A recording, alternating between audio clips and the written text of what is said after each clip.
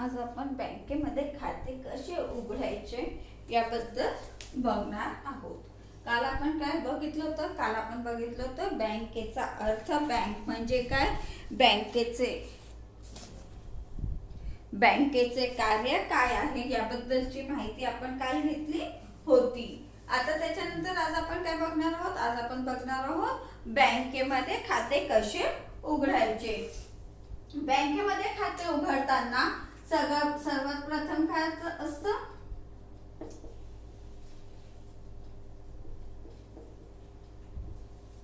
बँकेत खाते उघडणे। बँकेचा एक छापील फॉर्म असतो, तो फॉर्म आपल्याला भरून द्यावा लागतो। आजकाल तर काय आहे, बँकेचे फॉर्म लेखी स्वरूपात देता येतात आणि आजकाल जास्तीत जास्त ऑनलाईन आपल्याला काय करावं लागतं? फॉर्म भरावा लागतो। म्हणजे जर बँकेत आपल्याला खातं उघडायचं असेल तर आपल्याला काय करावं लागेल? ऑनलाईन जाऊन फॉर्म भरावा लागतो आणि तो तिथे सबमिट करावा लागतो। हा फॉर्म भरत असताना तुम्ही ऑनलाईन भरा किंवा ऑफलाईन फॉर्म भरा, याच्यासोबत तुम्हाला काही कागदपत्र देणं अत्यंत आवश्यक असतात। त्याच्यामध्ये सर्वप्रथम तुम्हाला काय द्यावं लागेल? तुमचं आधार कार्ड द्यावं लागेल।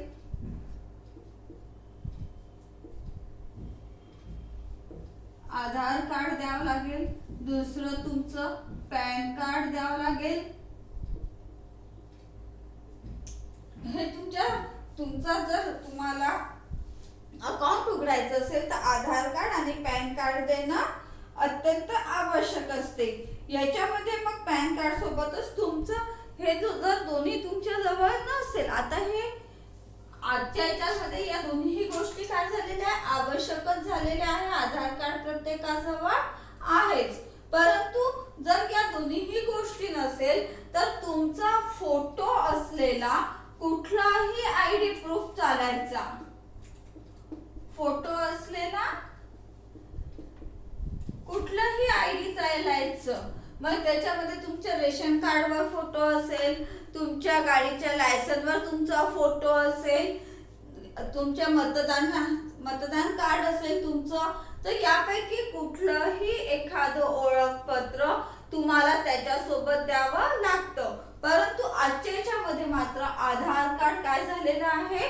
कंपल्सरी झालेलं आहे। म्हणजे तुम्हाला प्रत्येक वेळेस आधार कार्ड द्यावं लागतं कुठलंही कार्य करत असताना। बँकेचं जर अकाउंट उघडायचं असेल तर तुम्हाला आधार कार्ड हे आवश्यक झालेलं आहे।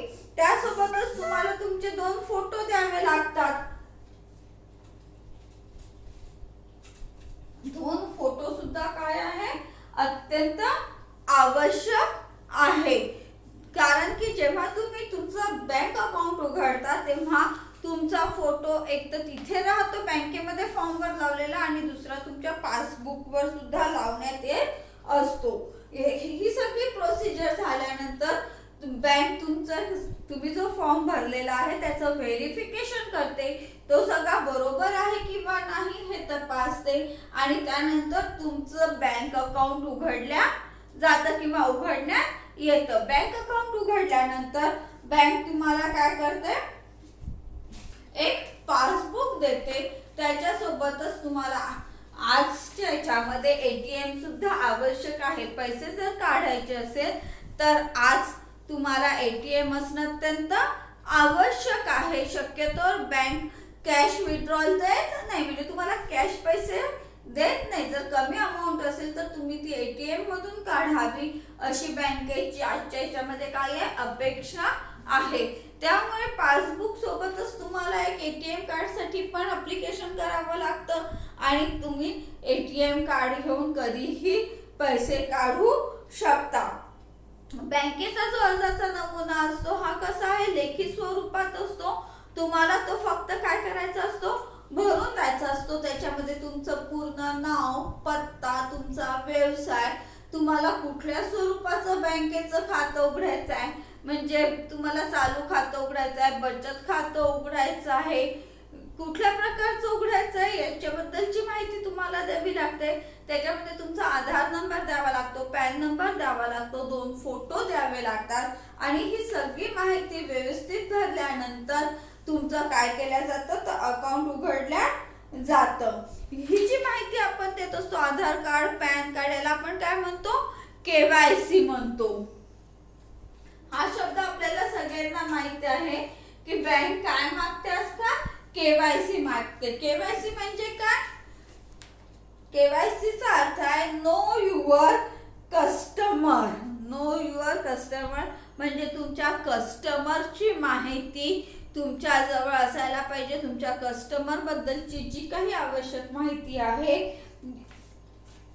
ही तुम्ही बँकेला पुरवणं अत्यंत आवश्यक आहे. आणि बँक वेळोवेळी तुमच्याकडनं ही केवायसी मागत असते. काही विशिष्ट पिरियड नंतर तुम्ही एकदा दिलं म्हणून होत नाही, तर तुमचं खातं तुम्हीच ऑपरेट करत आहे, ते व्यवस्थितरित्या चालू आहे, तुम्हाला काही प्रॉब्लेम नाही आहे किंवा त्याच्यामध्ये अजून काही झालेलं नाही आहे हे माहीत करून घेण्यासाठी बँक काय करते, वेळोवेळी तुमच्याकडनं केवायसी म्हणजे तुमचे जे आवश्यक कागदपत्र आहे याच्या प्रतिलिपी आपल्याकडनं घेत असते. एकदा खाते उघडल्यानंतर ग्राहक त्याच्यामध्ये आपले पैसे भरू शकतो आणि आवश्यकता वाटेल तेव्हा तो ते काढू शकतो. बँक पासबुक सोबतच जर ग्राहकाला आवश्यकता असेल तर धनादेश पुस्तक सुद्धा देत असते, त्यालाच आपण काय म्हणतो, चेकबुक असं म्हणतो. हे चेकबुक सुद्धा ग्राहकांच्या मागणीनुसार, ग्राहकांच्या आवश्यकतेनुसार ते दिलं जातं. जर ग्राहकांचा काय म्हणून व्यवहार मोठ्या प्रमाणावर असेल, ग्राहकाला वेळोवेळी जर समोरच्याला चेक द्यावे लागत असेल तर तो 25, 20, 25, 50, 100 अशा प्रकारे धनादेश पुस्तक मागू शकतो. हे धनादेश पुस्तक आणि पासबुक बँक विनामूल्य आपल्या ग्राहकांना पुरवत असते.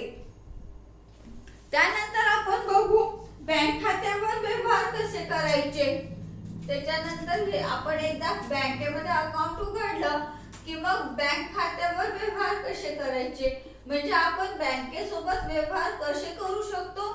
तर सगळ्यात पहिलं म्हणजे आपल्याला जर पैसे, आपलं जर अकाउंट उघडलं असेल तर आपल्याला सगळ्यात आधी काय करावं लागेल, आपल्या खात्यामध्ये पैसे भरावे लागेल.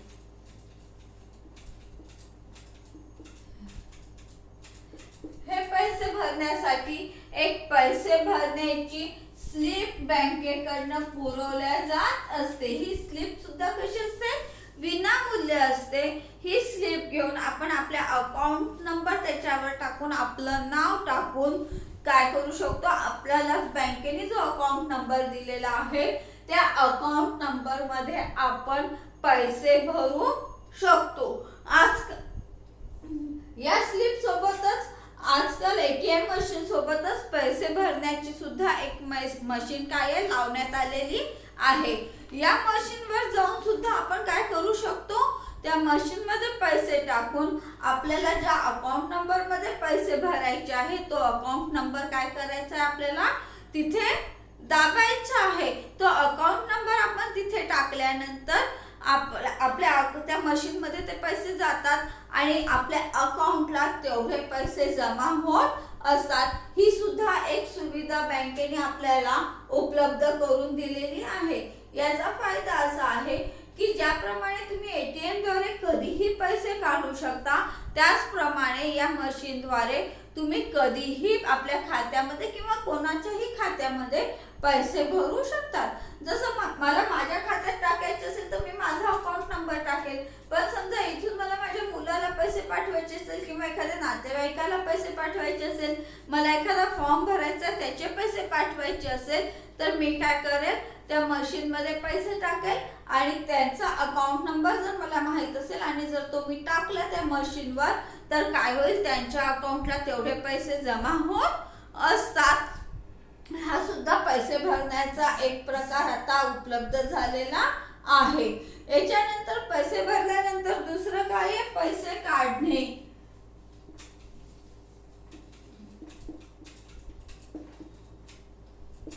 पैसे भरल्यानंतर पैसे काढण्याची सुद्धा काय असते, एक स्लिप असते. ही स्लिप सुद्धा आपल्याला विनामूल्य उपलब्ध होत असते.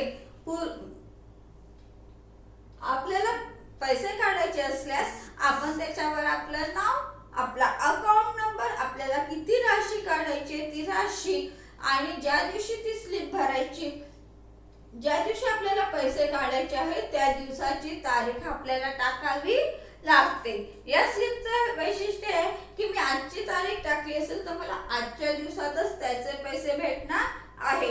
ही स्लिप उद्या चालणार नाही, उद्यासाठी मला नवीन स्लिप भरावी लागणार आहे.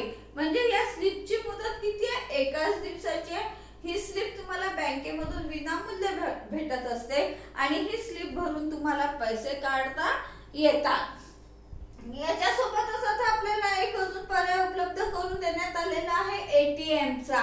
एटीएम मधून तुम्हाला कधीही पाहिजे तेव्हा 24 तासामध्ये पैसे काढता येतात. म्हणजे तुम्ही 24 तास ही सेवा तुमच्यासाठी उपलब्ध करून देण्यात आलेली आहे. जसं पैसे भरण्याची मशीन तुम्हाला उपलब्ध करून दिलेली आहे त्याचप्रमाणे पैसे काढण्याची मशीन सुद्धा काय आहे उपलब्ध करून देण्यात आलेली आहे. या एटीएमचा फायदा काय आहे? ज्या मशीन मधून आपण पैसे काढतो, एटीएम आपल्याला सगळ्यांना माहिती आहे. एटीएमचा फायदा काय आहे तर ग्राहक त्याला आवश्यक असेल तेवढा पैसा काय करू शकतो, गरजेनुसार काढून घेऊ शकतो. त्याला मोठ्या प्रमाणावर पैसा स्वतःजवळ बाळगण्याची गरज नाही. पूर्वी कसं होतं तुम्हाला बँकेत जाऊन पैसे काढावे लागायचे, त्यामुळे वारंवार बँकेत जावं लागू नये म्हणून आपल्याला महिन्याचा जो काही खर्च असेल तेवढा सरासरी आपण एकाच वेळेस बँकेतून काढून घ्यायचो. बरोबर आहे ना? मग हा पैसा आपल्याला कधी कमी पडायचा, कधी जास्त व्हायचा. आता त्याची गरज राहिलेली नाहीये. मला एक सरासरी अंदाज असतो की मला पुढे 2-4 दिवस 8 दिवस किती खर्च येणार आहे आणि तेवढा पैसा मी एकदा काढून घेतल्यानंतर मला परत गरज पडेल तेव्हा तो काढता येत असल्याने मी जास्तीचा पैसा स्वतःजवळ ठेवत नाही. त्यामुळे माझा पैसा कसा राहतो, सुरक्षित राहतो आणि तेवढं माझं सेव्हिंग सुद्धा काय होतं मोठ्या प्रमाणावर वाढीला लागतं. कारण की मी गरजेनुसार पैसा काढत असल्यामुळे मी एक्स्ट्रा पैसा काढत नाही. जसं पूर्वीच्या काळी पगार झाला की पैसे काढून घ्यायचो आपण आणि मग पैसे घरात आलेले आहेत म्हणून आपण खर्च करणार. आता तो प्रकार राहिलेला नाहीये. मला गरज आहे तेवढे पैसे मी काय करते, काढते आणि तो वापरून घेत असते. त्यानंतर बँक मला काय देते, पासबुक देते. बँक मला काय देते, पासबुक देते आणि त्याच्या सोबतच बँक मला काय देते, जर मी मागणी केली असेल तर चेकबुक देते. माझ्या खात्यामध्ये मी कुठले व्यवहार केलेले आहेत, वेळोवेळी मी किती पैसे भरलेले आहेत आणि किती पैसे काढलेले आहेत, माझ्या खात्यामध्ये किती पैसा शिल्लक आहे ही माहिती मला उपलब्ध व्हावी म्हणून मला बँक काय करत असते, पासबुक देत असते. पासबुकमुळे माझ्या खात्यावर जे काही व्यवहार झालेले असेल या सर्व व्यवहारांची विस्तृत माहिती मला उपलब्ध होत असते. हा पासबुकचा एक सगळ्यात मोठा फायदा आहे. त्याचप्रमाणे माझे जर कुठले आर्थिक व्यवहार झालेले असेल, मी इन्कम टॅक्स पेअर असेल तर हे पासबुक माझ्या इन्कमचं आणि एक्सपेंडिचरचं काय आहे, एक विवरण आहे. इन्कम टॅक्स भरताना मला माझ्या उत्पन्नाचे स्रोत दाखवताना पासबुक जर मी भरून दिलेलं असेल, त्याची झेरॉक्स लावली असेल तर कुठल्याही प्रकारचे प्रॉब्लेम्स नाही. त्यामुळे पासबुक हे बँकेच्या दृष्टीने काय एक अत्यंत महत्त्वाचं असं दस्तऐवज आहे की ज्यामुळे ग्राहकांना आपले संपूर्ण व्यवहाराची माहिती लेखी स्वरूपात उपलब्ध होत असते. ही माहिती कशा स्वरूपात होते, लेखी स्वरूपात. पासबुक तुम्हाला पहिल्यांदा बँकेमध्ये जाऊन हाताने भरून द्यायचे, त्यानंतर बँकेने प्रिंटरवर, कॉम्प्युटर जसं आलं आणि कॉम्प्युटराइज सगळं झालं तेव्हा बँक प्रिंटर आपलं पासबुक काय करायची, प्रिंट करून द्यायची. तिथे जाऊन आपण प्रिंट करून घ्यायचो. आता त्याच्याही पुढची स्टेप आलेली आहे. आता बँक काय करते, आपल्या पासबुकवर एक कोड लावून देते आणि त्याच्यानुसार काय होतं, आपल्या अकाउंट नंबरचा तो कोड असतो. आपण मशीन आहे, जसं ATM मशीन आहे, पैसे भरण्याची मशीन आहे, तसंच पासबुक भरण्याची सुद्धा मशीन बँकेने आपल्याला उपलब्ध करून दिलेली आहे. आपल्या पासबुकला हा कोड लावला की काय होतं, आपण त्या मशीनवर जाऊन आपलं पासबुक त्या मशीन मध्ये टाकलं की आपलं पासबुक मध्ये आतापर्यंत आपण जे काही व्यवहार केलेले आहे त्या सर्व व्यवहाराची नोंद त्याच्यावर आपल्याला उपलब्ध होत असते. आता हे मशीन कसं आपल्याला 24 तास उपलब्ध आहे. पूर्वीसारखं बँकेच्या वेळेमध्ये जाऊन आपल्याला पासबुक भरण्याची गरज राहिलेली नाहीये. तर आपल्या सवडीनुसार आपण 24 तासामध्ये कधीही जाऊन ते पासबुक भरून घेऊ शकतो. त्यामुळे आपल्या बँकेचे जे काही व्यवहार झालेले असतात ते कसे होतात, अपडेट होतात. त्याची सर्व माहिती आपल्याजवळ सहजतेने उपलब्ध होत असते. हा अजून एक काय आहे या मशीनचा फायदा. बघा, बँकेने आता 3 मशीन आपल्याला दिलेले आहेत की ज्याच्यामुळे आपल्या बँकेचे व्यवहार हे अतिशय सुलभतेने आपल्याला पार पाडता येतात. पहिलं म्हणजे पैसे भरण्याची मशीन दिलेली आहे, दुसरं पैसे काढण्याची मशीन दिलेली आहे आणि तिसरं म्हणजे आपल्याला पासबुक भरण्याची मशीन सुद्धा बँकेने उपलब्ध करून दिलेली आहे. त्याचा फायदा काय होतो, तर आपल्याला 24 तासामध्ये आपल्या वेळेनुसार कधीही हे काम पूर्ण करून घेता येऊ शकतं. त्याच्यानंतर बँकेने आपल्याला अजून एक महत्त्वाचं दिलेलं आहे सोय, ते म्हणजे चेकबुक. ज्यावेळेस आपण एखादा आर्थिक व्यवहार करत असतो आणि समोरच्या व्यक्तीला आपल्याला पैसे द्यायचे असतात, त्यावेळेस हे पैसे आपण रोख स्वरूपात न देता चेकच्या स्वरूपात त्याला देत असतो. त्यामुळे आपल्याला मोठ्या प्रमाणावर रोख रक्कम जवळ बाळगण्याची गरज राहत नाही. दुसरी महत्त्वाची गोष्ट म्हणजे आपण पैसे चेकने दिल्यामुळे एक लेखी स्वरूपाचा सुद्धा आपल्या जवळ पुरावा राहतो. भविष्य काळात जर काही अडचण आली त्या व्यवहाराबद्दल, तर चेकने आपण पैसे दिल्यामुळे आपल्या बँकेच्या अकाउंट मधून त्या समोर ज्या व्यक्तीला आपण चेक दिला असेल त्या व्यक्तीच्या अकाउंट मध्ये काय होतात, पैसे आपोआप ट्रान्सफर होत असतात. जसं मी एक समजा टीव्ही घेतलेला आहे 50,000चा आणि मी दुकानदाराला 50,000चा चेक दिला, 50,000चा काय दिला, चेक दिला. दुकानदाराने हा चेक जर स्वतःच्या अकाउंट मध्ये जमा केला, आपल्या बँकेत जाऊन आपल्या अकाउंटला त्यांनी जर हा चेक जमा केला, तर काय होईल, माझ्या बँकेच्या अकाउंट मधून त्याच्या बँकेच्या अकाउंट मध्ये आपोआप पैसे ट्रान्सफर होणार आहे. त्यामुळे माझ्या बँकेतून त्याच्या बँकेत पैसे ट्रान्सफर झाल्याबरोबर माझ्या पासबुक मध्ये सुद्धा तशा प्रकारची नोंद येणार आहे की या दुकानाला 50,000चे पेमेंट या चेकद्वारे करण्यात आलेला आहे. त्याच्यावर चेकचा नंबर असतो. त्यामुळे या व्यवहारामध्ये जर भविष्य काळात काही जर प्रॉब्लेम आला, मला कोर्टात जावं लागलं किंवा अजून समोरच्याने पैसे दिल्याचं नाकारलं, असे जर काही प्रकार होत असेल, ते याच्यामध्ये एंट्री आल्यामुळे, पासबुक मध्ये एंट्री आल्यामुळे त्याला एक कायदेशीर आधार काय होतो, प्राप्त होतो. त्यामुळे व्यावसायिक जास्तीत जास्त आपले जे काही व्यवहार आहे हे कशाद्वारे करत असतात, चेकच्या द्वारे करत असतात. याचा फायदा असा होतो की त्यांचे सगळे जे काही व्यवहार आहे यांना एक कायदेशीर स्वरूप प्राप्त झालेलं असतं. चेकबुक ग्राहकाच्या मागणीनुसार त्यांनी म्हणजे त्याचे आर्थिक व्यवहार जेवढे जास्त असेल त्या प्रमाणात तो चेकबुक मागू शकतो. म्हणजे त्याला 20 पेजेसचं चेकबुक पाहिजे आहे, त्याला 35चं पाहिजे आहे, 50चं पाहिजे आहे, 100चं पाहिजे आहे. त्याच्या मागणीनुसार बँक आपल्या खातेदाराला चेकबुक सुद्धा पुरवत असं. हा याचा अजून एक फायदा आहे. त्याचबरोबर समजा जर मला काही एखाद्या व्यवहारामध्ये अडचण येत असेल, तर मी माझ्या बँक खात्याचं विवरण सुद्धा बँकेतून मागवू शकते. बँक खात्याचे विवरण त्याला आपण काय म्हणतो, स्टेटमेंट, बँक स्टेटमेंट. हे हा शब्द आपल्याला सगळ्यांना माहित आहे.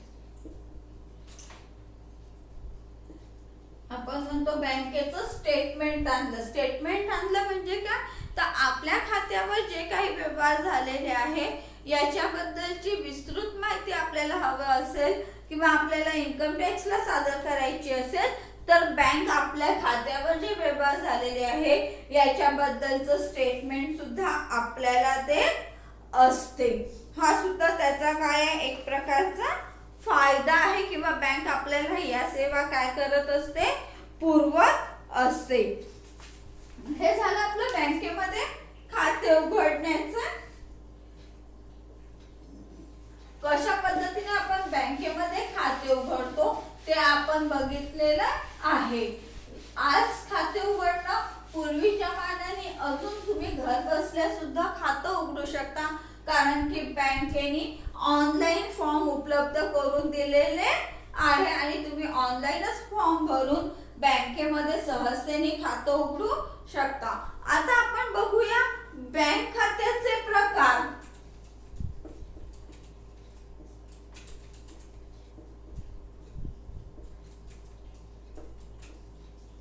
आता आपण बघूया बँक खात्याचे प्रकार. बँक खात्याचे प्रकार कुठले आहेत, तर सगळ्यात पहिला प्रकार आहे चालू खाते.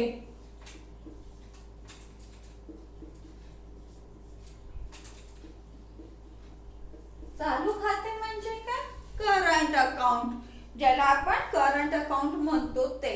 हे चालू खातं म्हणजे या खात्याचा असा प्रकार आहे की या खात्यामध्ये तुम्ही दिवसाला सुद्धा कितीही वेळा व्यवहार करू शकता, कितीही वेळा पैसे टाकू शकता किंवा कितीही वेळा पैसे काढू शकतात. या खात्यावर व्यवहार करण्यासाठी कुठल्याही प्रकारचं बंधन नाही आहे, म्हणून याला आपण चालू खातं असं म्हणतो. यामध्ये ग्राहक सतत व्यवहार करत असल्यामुळे या खात्यावरचा व्याजदर हा अतिशय कमी असतो. याचा व्याजदर कसा असतो, अतिशय कमी असतो, नाममात्र व्याजदर असतो. सहसा व्यावसायिक लोक या प्रकारचं अकाउंट काय करतात, उघडत असतात, कारण की त्यांना दिवसभरात अनेकदा आपल्या खात्यावर व्यवहार करावे लागत असतात. या खात्याचं वैशिष्ट्य म्हणजे याच्यामध्ये तुम्ही चेक सुद्धा वापरू शकता. कितीही व्यवहार करत असले तरीही या खात्यावर बँक चेकची सुविधा उपलब्ध करून देत असते.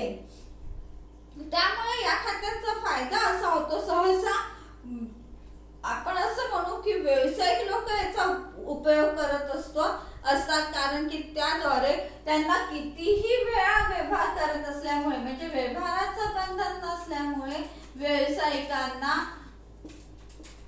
स्वतःजवळ कॅश बाळगण्याची गरज नाही, म्हणजे त्यांना स्वतःजवळ रोख पैसे ठेवायची गरज नाहीये. त्यांचे सगळे व्यवहार या बँक खात्याद्वारे होत असतात.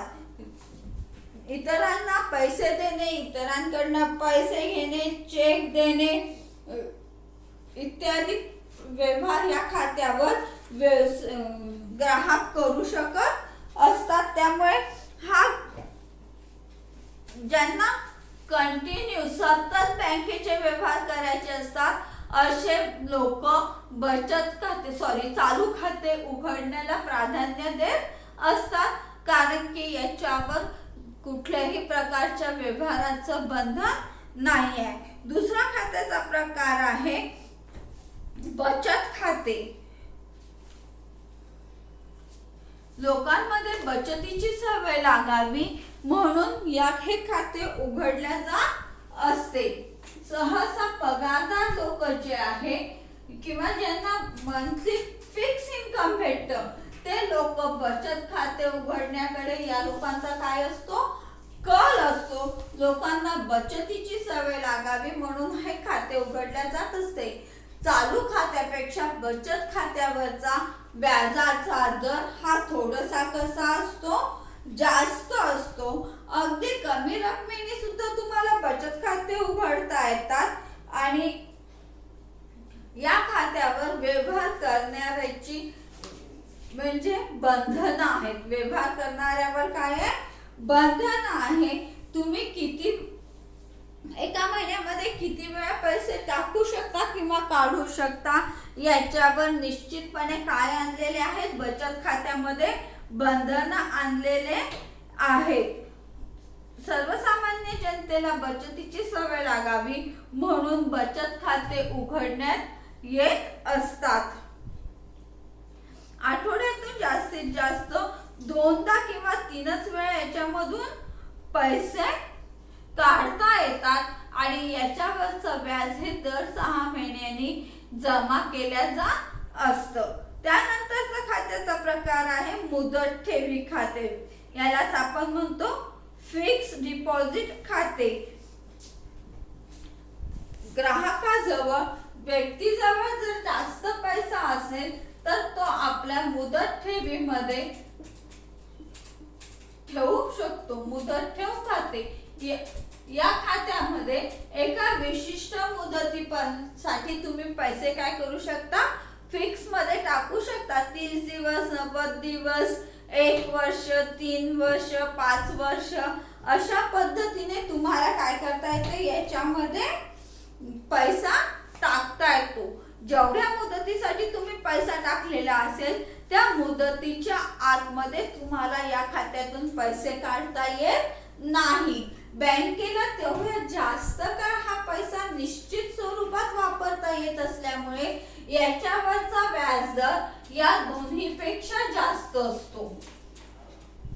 कारण की बँकेला हा पैसा जास्त कालावधीसाठी वापरायला मिळत असल्यामुळे याच्यावरचा व्याजदर जास्त असतो आणि व्याजदर जास्त आहे म्हणून ग्राहक किंवा जनता आपला पैसा मुदत ठेवीमध्ये गुंतवण्यासाठी सहजतेने तयार होतात. त्यामुळे ग्राहकांना बचतीची सवय मोठ्या प्रमाणावर लागण्यास मदत होते.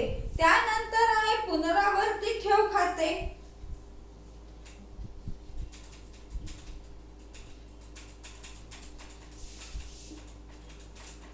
त्यानंतरचा प्रकार आहे पुनरावर्ती ठेव खाते. मर्यादित उत्पन्न असणाऱ्यांच्या दृष्टीने आणि हे खाते कसे आहे?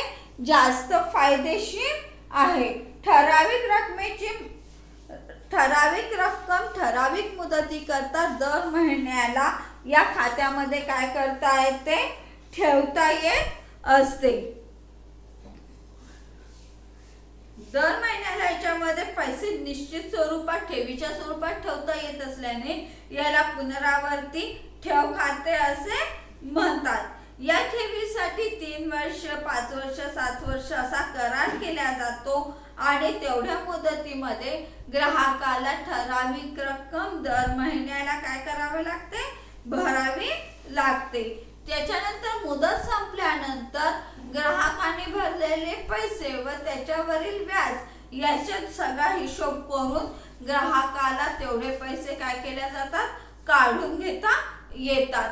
हे झाले आपले बँक खात्याचे प्रकार.